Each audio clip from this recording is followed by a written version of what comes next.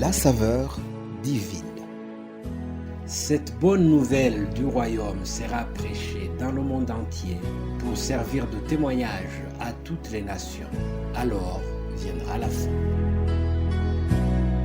Préparation et présentation, Immaculée Milanesa.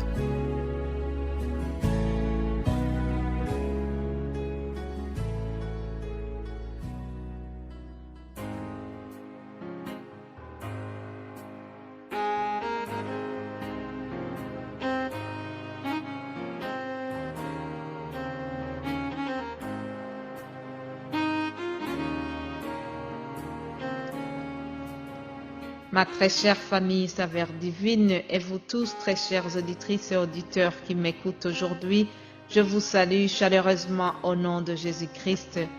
J'espère que vous allez bien. Rendez grâce à Dieu qui nous donne encore le souffle de vie ce matin. Chaque jour est un cadeau de Dieu.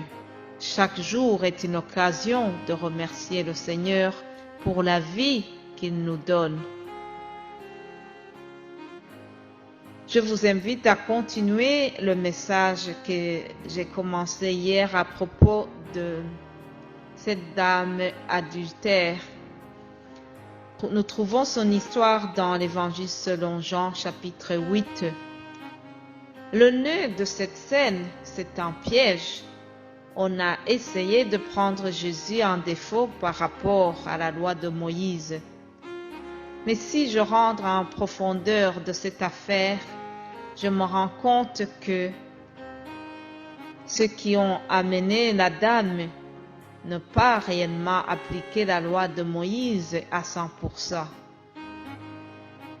Que dit réellement la loi de Moïse sur des cas d'adultère?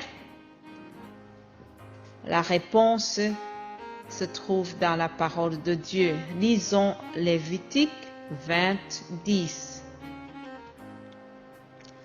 Lévitique 20, 10, nous lisons ceci.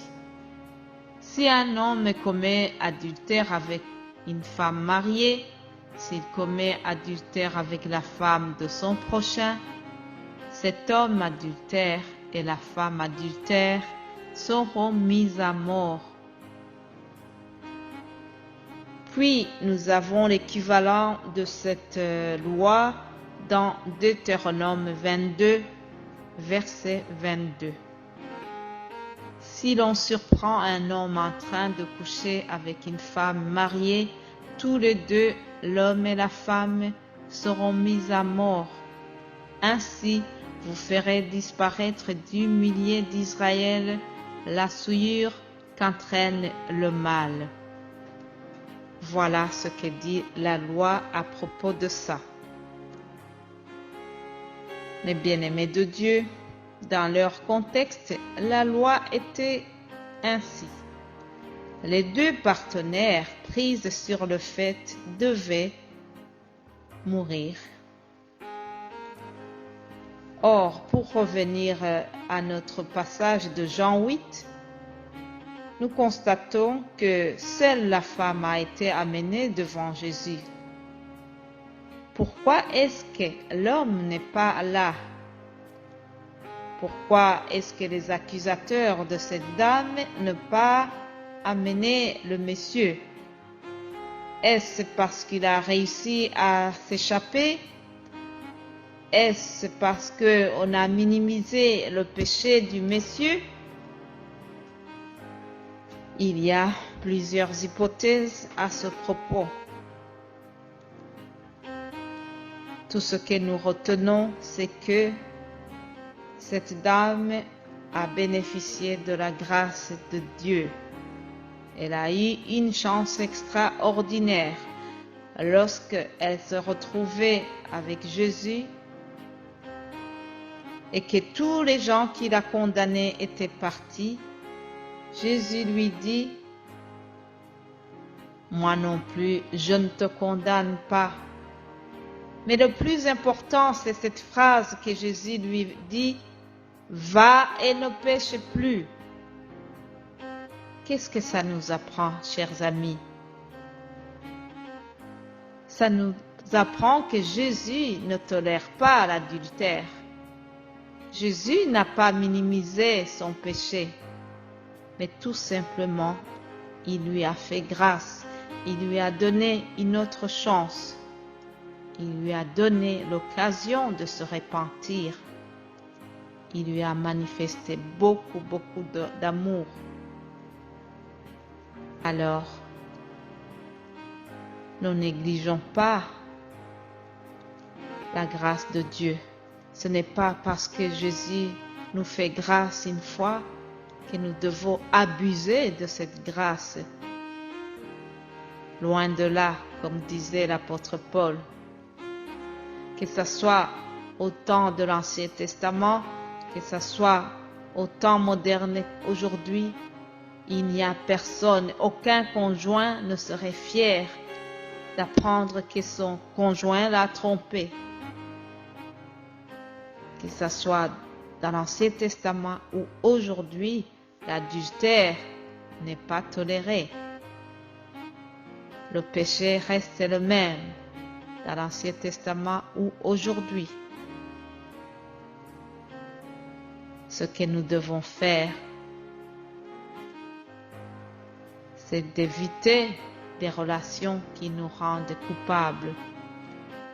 Cher ami, si tu m'écoutes aujourd'hui et que tu mènes une relation qui n'est pas honorable, c'est une occasion peut-être de réfléchir à cela et de se dire, j'arrête. Je décide de me mettre en ordre avec moi-même et avec ma conscience.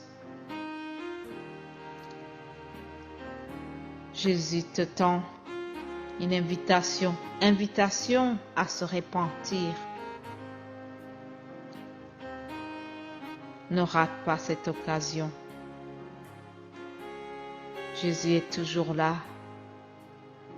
Il est prêt à pardonner un cœur qui se repent sincèrement. Prions. Père Céleste, nous te remercions pour ta parole. Ta parole reste valable aujourd'hui, demain et après-demain. Nous te prions, Seigneur, que le Saint-Esprit vienne en aide à chaque personne qui essaye de sortir d'une relation qui la rend coupable. Viens aider tes enfants, Seigneur. C'est au nom de Jésus-Christ que j'ai prié. Amen.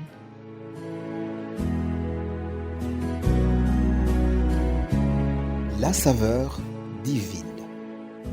Cette bonne nouvelle du royaume sera prêchée dans le monde entier pour servir de témoignage à toutes les nations. Alors viendra la fin. Préparation et présentation, Immaculée Milanesa.